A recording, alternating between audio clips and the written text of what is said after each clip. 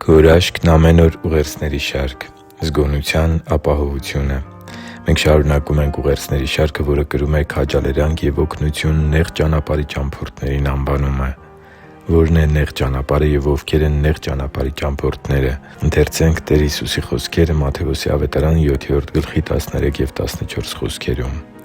«Նեղ դռնով ներս մտեք, որովհետև լայն է այն դուռը և ընդարձակ այն ճանապարհը, որ դեպի կործանում է տանում,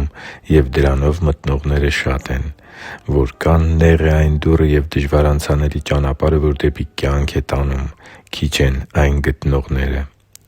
Սիրելի՛ բարեկամ, այս ուղերձի մեջ նեղ ճանապարհի ճամփորդների խանդավառության, համարձակության և դիմացկունության կարևորագույն որակներին ավելացնում ենք ևս մեկը՝ զգոնությունը։ Զգոնության որակը կապ ունի նեղ ճանապարհի վտանգների ու ծուղակների հանդեպ մեր ուշադրության ու սթափության հետ։ Զգոնությունը օգնում է մեզ տեսնել մեր իրական թշնամուն, ծանոթ լինել նրա գործելաոճին և հմտորեն շրջանցել նրա լարած ծուղակները։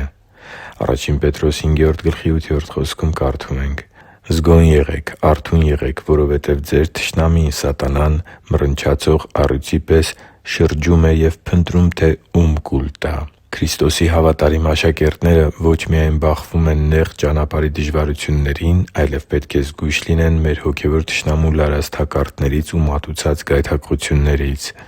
Աստվածաշունչը այդ թշնամուն համեմատում է մռնչացող առյուծի հետ, սակայն ոչ թե նրա ուժի կամ համարձակության, այլ վտանգավորության առումով։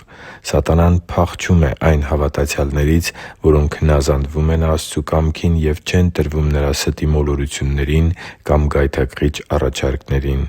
Հակոբոս 4․7 «Արդ հնազանդվե՛ք Աստծուն, դիմադրե՛ք սատանային, և նա ձեզանից կփախչի» Զգոնությունը մեր հավատքի առողջ լինելու ապացույցներից է։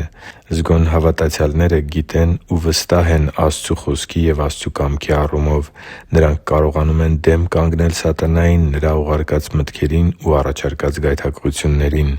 Զգոն հավատացյալները չեն տրվում թշնամու սադրանքներին ու չեն գնում նրա հետ փոխզիջումների Աստծու կամքին հնազանդվելու հարցում։ Բ Կորնթացիս 2․11 խոսքում գրված է. «Որպեսզի սատանայից չմոլորվենք, որովհետև նրա խորհուրդներին քաջատեղյակ ենք»